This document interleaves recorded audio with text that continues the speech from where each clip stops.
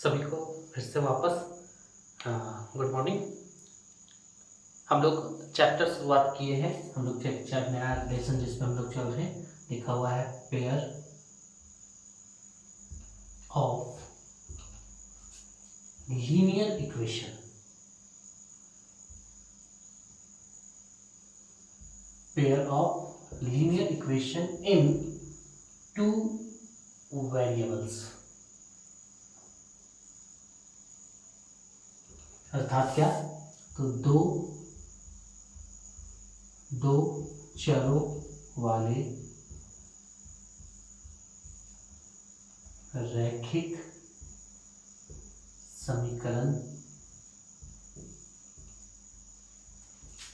युग्म। दो चरों वाले रैखिक समीकरण युग्म हम लोग इस पे बात कर रहे थे। हम लोग पिछले वीडियो में अपने देखा, हमने बताया कि इसको हल करने के लिए तीन मेथड, ठीक है। एक पहला जिसको हम लोग बोलते हैं क्या, रिप्लेसमेंट मेथड,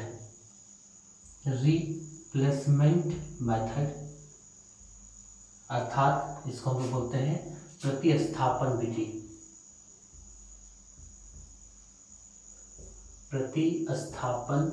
विधि। दूसरा हमने नाम सुना डिलीशन मेथड,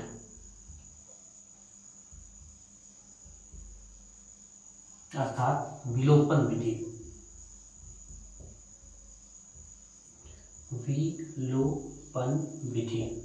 और तीसरा क्रॉस मल्टीप्लिकेशन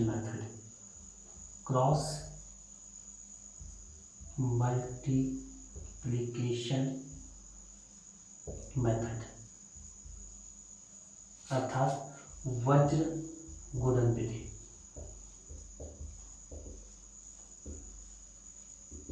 तो लोग बात कर रहे हैं दो चरों वाले रैखिक समीकरण युग्म, समीकरणों को हल करने के लिए हम लोग बात कर रहे हैं। तो उसको चूंकि यहाँ पे दो चर वाले, ठीक है, आपको बताया गया पिछले वीडियो में कि एक ही क्वेश्चन में दो दो चर रहेंगे। जैसे पिछले क्लास और पिछले क्लास में आपका एक क्वेश्चन में एक वेरिएबल्स होता था, केवल एक्स है तो केवल एक्स है, वाई तो केवल वाई है। लेकिन यहाँ पे क्या है कि आपको दो वेरिएबल्स मिलते हैं, एक्स भी है उसके साथ में वाई भी है, जिसका रूप पिछले वीडियो में आपको दिखाया भी गया कि किस तरीके क्वेश्चन होगा। एक कि दो वेरिएबल्स, ठीक है, दो चर, और दूसरा चीज है, ठीक है, दूसरा है कि आपको समीकरणों का युग्म दिया जाएगा, अर्थात समीकरणों का जोड़ा दिया जाएगा, ठीक है। तो चूंकि यहाँ पे थोड़ा पिछले वर्गों से थोड़ा चेंजेस आ गया समीकरण में कि आपको एक ही क्वेश्चन में दो दो चर संख्याएं भी मिल रही है, और दूसरा एक प्रश्न में आपको समीकरणों का जोड़ा भी मिल रहा है।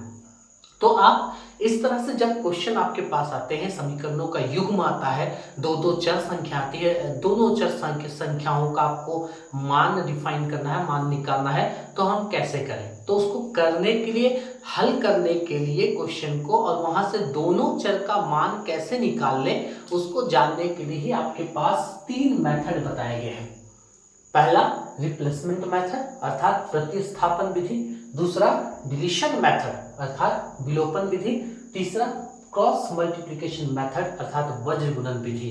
प्रतिस्थापन विधि, विलोपन विधि और तीसरा वज्र गुणन विधि, रिप्लेसमेंट मेथड, डिलीशन मेथड और आपका क्रॉस मल्टीप्लिकेशन मेथड। ये तीन मेथड या तीन विधियां ये काम करेंगे आपके जो समीकरण को हल करना है, उस समीकरण को हल करने में आपकी मदद किया करेगा, और साथ ही साथ आपका मदद करेगा ये आपके चर संख्याओं का मान निकालने में। तो एक्चुअल पढ़ना तो तीनों विधि, लेकिन धीरे धीरे करके पहले आज हम लोग स्टार्टिंग करने जा रहे हैं। हम लोग पहले मेथड पे बात करेंगे।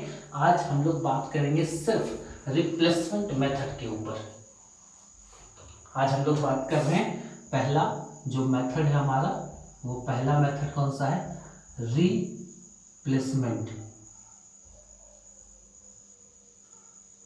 रिप्लेसमेंट मेथड, अर्थात जिसको हम लोग क्या बोलते हैं, हम लोग बोलते हैं विलोपन विधि, जिसको हम लोग क्या बोलते हैं, प्रतिस्थापन विधि।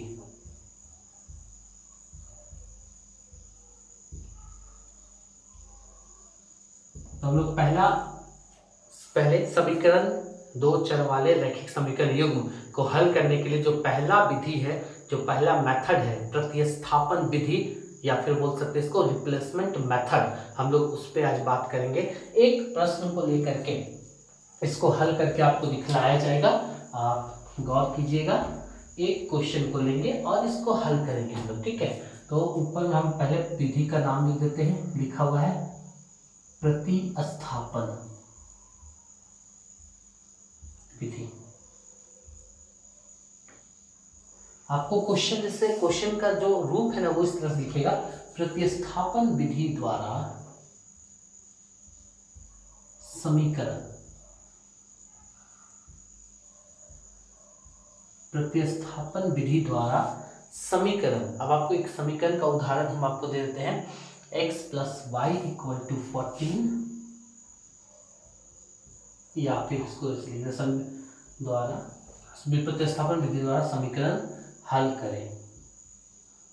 आपको इस तरह से क्वेश्चन लिख दिया गया। समीकरण क्या है, तो समीकरण है x plus y equal to 14, क्योंकि आपको बताया जा चुका है कि अभी आप समीकरणों का युग्म पढ़ रहे हैं, अर्थात एक ही प्रश्न में दो दो समीकरण आपको दिए जाएंगे। तो एक ये समीकरण हो गया x plus y equal to 14, इसी के साथ एक और समीकरण आपको दिया जाएगा जिसका लिख देते हैं x minus y equal to 4। तो आपको एक ही क्वेश्चन नंबर पहला में, ये फॉर एग्जाम्पल है आपके लिए, आपको समीकरण जो हम दे रहे हैं वो समीकरण क्या लिखा हुआ है, x plus y equal to 14, question लिखा हुआ है x plus y equal to 14, और दूसरा है x minus y equal to 4। ये आप इसको आप समीकरण नंबर 1 मान लें और इसको आप समीकरण नंबर 2 मान लेंगे। x plus y equal to 14 समीकरण नंबर 1, जो समीकरणों का जोड़ा है उसमें पहला समीकरण x plus y equal to 14, और जो दूसरा समीकरण है वो है x minus y equal to 4। तो हम लोग आज इसी पे चर्चा कर रहे हैं, ठीक है। हम लोग आज इसी को बनाएंगे, और सबसे बड़ी बात है सीखिए, ये एक्सरसाइज को हल नहीं किया जा रहा, ये क्वेश्चन को हल नहीं कर रहे हैं, ये आपको पहला मेथड को हल करने सिखा रहे हैं कि मेथड किस तरीके से हल होता है, आप उस पे चलेंगे। आप मेथड किस प्रकार से हल हो रहा है आप उसको ध्यान दीजिए कि मेथड कैसे कैसे आगे बढ़ता है, हम लोग उस पर केवल चर्चा करेंगे। तो सबसे पहले क्वेश्चन आपके पास लिखा हुआ है x plus y equal to 14, और पहला समीकरण, और दूसरा है x minus y equal to 4। ये आपका क्वेश्चन नंबर, समीकरण नंबर दूसरा। चूंकि हल करना है प्रतिस्थापन विधि से, ठीक है। प्रतिस्थापन रिप्लेसमेंट, अर्थात किसी एक के जगह पे दूसरे का मान पुट करना, x के जगह पे y का मान पुट करना हो सकता है, या फिर y के जगह पे x का मान पुट करना हो सकता है, ठीक है। तो ये काम कैसे करता है तो उस पर बढ़ने के लिए आगे आपको, जैसे प्रतिस्थापन विधि से जब आपको समीकरण हल करने के लिए बोला गया है, आपको बोला गया है प्रतिस्थापन विधि से हल करना है, तो जब भी आपको प्रतिस्थापन विधि से हल करने के लिए बोला जाए, ठीक है, तो आप करेंगे क्या कि आपके पास दो समीकरण है, समीकरण नंबर 1, समीकरण नंबर 2, आप दोनों में किसी एक समीकरण को लेकर के आगे बढ़ने के लिए बढ़िए, ठीक है। दोनों में किसी को भी आप ले सकते हैं, कोई रोक टोक नहीं है कि आप समीकरण 1 को ही लीजिए या समीकरण नंबर 2 को ही लीजिए, कोई मतलब नहीं है, मेरा कहना आप सुनिएगा, ठीक है। फिर से प्रतिस्थापन विधि में चूंकि आपके पास समीकरणों का युग्म है, तो प्रतिस्थापन विधि में आप किसी एक समीकरण को लेकर के आगे बढ़ने की दिशा में बढ़ेंगे, किसी भी समीकरण। तो मान लीजिए अभी शुरुआत है, हम समीकरण 1 को लेते हैं, तो यहाँ लिखेंगे हम लोग समीकरण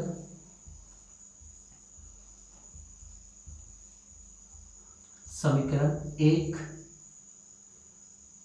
से, या कुछ भी आप लिख सकते हैं समीकरण 1 को लेने पर, या समीकरण 1 से, या समीकरण 1 के द्वारा भी लिख सकते हैं, ठीक है। आप ऐसा लिख करके इसको अंडरलाइन कर दीजिए, मतलब आप बता रहे हैं कि आप जो काम करें उस काम को यहाँ बताते चलिए, बस यही अंतर है। तो आपको प्रतिस्थापन विधि में दो समीकरण दिए गए हैं, समीकरण नंबर 1, समीकरण नंबर 2। आपको इसको सॉल्व करना है, तो सॉल्व करने में सबसे पहला काम करना है कि किसी एक समीकरण को लेकर के आगे बढ़िए, ठीक है। तो हम समीकरण 1 को लिए, समीकरण 1 क्या लिखा हुआ है, x plus y equal to 14, x plus y equal to 14। बढ़ लेकर क्या बढ़े, क्या करें आगे। समीकरण एक आप बोले, जैसे अभी हमने क्या पढ़ाया है कि प्रतिस्थापन विधि में किसी एक समीकरण को लेकर के आगे बढ़िए, तो हम समीकरण एक को ले लिए। अब आगे क्या करें, तो आगे करना ये है कि आपके पास दो दो चर संख्याएं हैं, दो दो वेरिएबल्स है, एक x है और दूसरा y।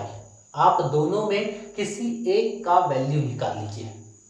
अब यहाँ वैल्यू तो निकलेगा नहीं, लेकिन जो निकलता है, तो वैल्यू निकालने का मतलब अभी बस यही रहेगा कि इक्वल से ठीक पहले लेफ्ट हैंड साइड में LHS वाले भाग में बाएं पक्ष में आपके पास सिर्फ कोई एक वेरिएबल ही रहना चाहिए, उसके साथ किसी प्रकार का कोई भी अन्य वेरिएबल या नॉन वेरिएबल कुछ नहीं होना चाहिए, ना कोई चर संख्या ना कोई अचर। इसके पहले अगर आप x का वैल्यू निकालना चाहते हैं, आप किसी का भी निकाल सकते हैं, x का भी या फिर y का भी, लेकिन अगर आप x निकालना चाहते हैं तो बराबर के साइड केवल x होना चाहिए, और अगर y का निकालना चाहते हैं तो बराबर के साइड केवल y होना चाहिए।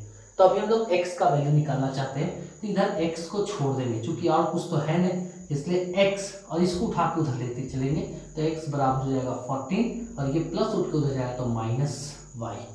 तो इधर आप गौर कीजिए, बराबर के साथ केवल x है, इसके साथ ना कोई जोड़ ना कोई घटाव ना कोई नंबर, कुछ नहीं। तो यहाँ पे x का वैल्यू निकल गया कितना, 14 माइनस y। ये जो वैल्यू निकलेगा इसको आप समीकरण नंबर 3 मान लीजिएगा। प्रतिस्थापन विधि में किसी एक समीकरण को लेकर आगे बढ़िए, किसी एक चर संख्या का मान निकले, जो मान आया उसको समीकरण नंबर 3 छोड़ दीजिए। अब आगे बढ़ते हैं।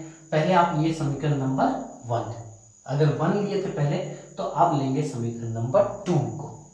अगर कभी आप ऐसा कभी किसी प्रश्न में आप पहले समीकरण नंबर 2 को लिए, तो अब लेंगे 1 को। पहला नंबर लिए हैं तो दूसरा को लेंगे, दूसरा लिए हैं तो पहला को। यहाँ हम लोग समीकरण 1 लिए थे, तो अब लेंगे समीकरण नंबर 2 को, लिखेंगे वहां पे समीकरण 2 में, समीकरण 2 में लिखे हैं, क्या में, समीकरण 2 में ये जो x का भी आप वैल्यू निकाले हैं ना, इसी के बाद है x का मान रखने पर,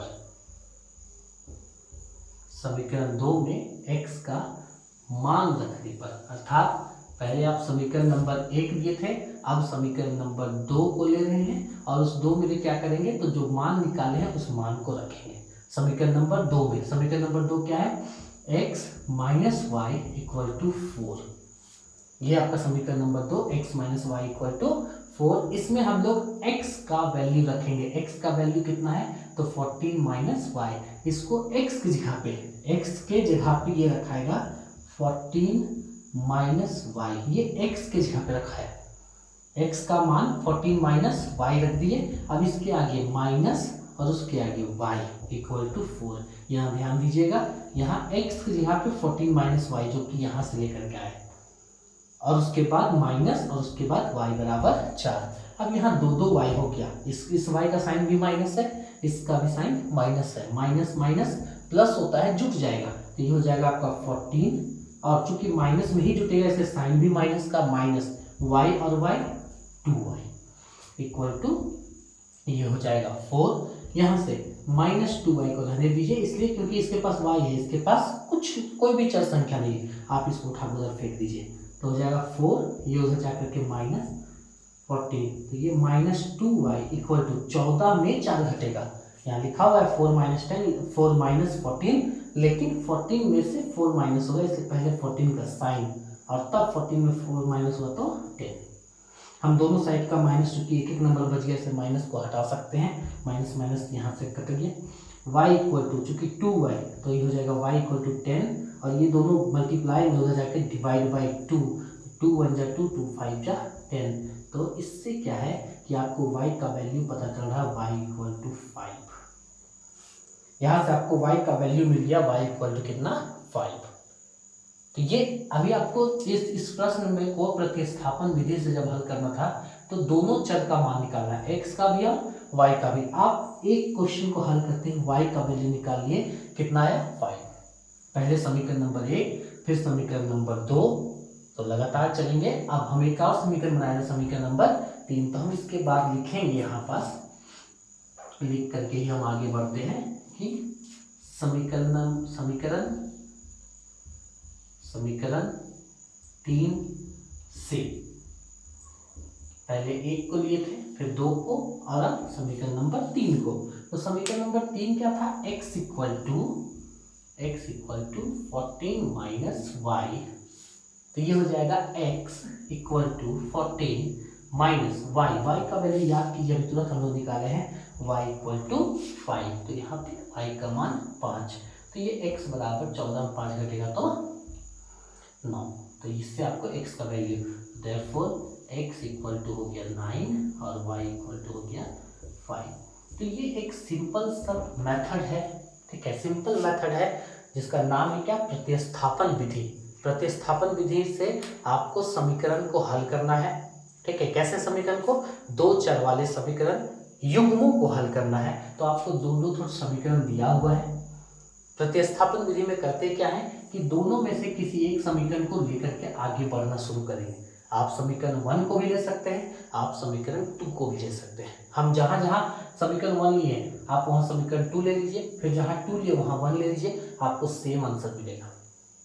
तो सबसे पहले आप किसी एक समीकरण को, हम समीकरण नंबर 1 लिए, 1 लेकर के क्या करेंगे तो किसी एक चर का वैल्यू निकाल लेंगे। जो भी वैल्यू आता है उस वैल्यू को निकाल लिए, और उस वैल्यू के बाद निकालने के बाद, चूंकि समीकरण 1 लिए थे तो 1 के बाद नंबर आएगा 2 का। हम फिर बता दे रहे हैं, अगर समीकरण 1 लिए हैं तो फिर आएगा 2, और अगर पहले 2 लिए हैं तो फिर आएगा 1।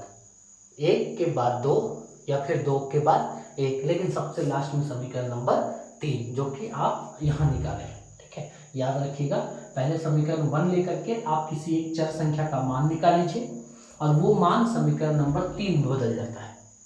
फिर 1 होने के बाद समीकरण नंबर 2 में आप जो मान निकाले हैं उस मान को पुट कर दीजिए, उससे आपको किसी एक चर का, किसी एक वेरिएबल्स का मान पता चल जाएगा। उस मान को पकड़ने के बाद आप समीकरण नंबर लेंगे 3, और 3 को जैसे ही हल करेंगे, जोड़ घटाव कीजिएगा, आपको दोनों चर संख्याओं का मान पता चल जाएगा। तो ये प्रतिस्थापन विधि है, रिप्लेसमेंट मेथड है। आप इस आधार पे 1-2 क्वेश्चन अपने बुक से आप बनाने का प्रयास करें। इसको और एक बार समझाया जाएगा अगले वीडियो में, एक बार फिर से प्रतिस्थापन विधि को समझाएंगे। ये बहुत सिंपल सा क्वेश्चन था, इसके साथ में डिवाइड आ सकता है, इसके साथ में इनटू आ सकता है, डेसिमल आ सकता है, हम लोग सब पे चर्चा करेंगे। लेकिन पहला मकसद जो है वो आपको तरीके को समझना है, चैप्टर को हल करना ये इम्पोर्टेंट नहीं है। इम्पोर्टेंट है कि आपको तरीका पता चल रहा कि नहीं, कि पहले समीकरण 1 लिए, फिर समीकरण 2 लिए, फिर समीकरण नंबर 3, और जब इसके बाद जब आप जोड़ घटाव करते हुए निकलेंगे तो आपका क्वेश्चन खुद ब खुद हल होता जाएगा। तो एक बार जो भी पाठ्य पुस्तक है एनसीईआरटी की बुक से आप क्वेश्चन को निकालें और उससे एक बार अभ्यास करें। अगले वीडियो में फिर से एक बार प्रतिस्थापन विधि को समझाया जाएगा। धन्यवाद।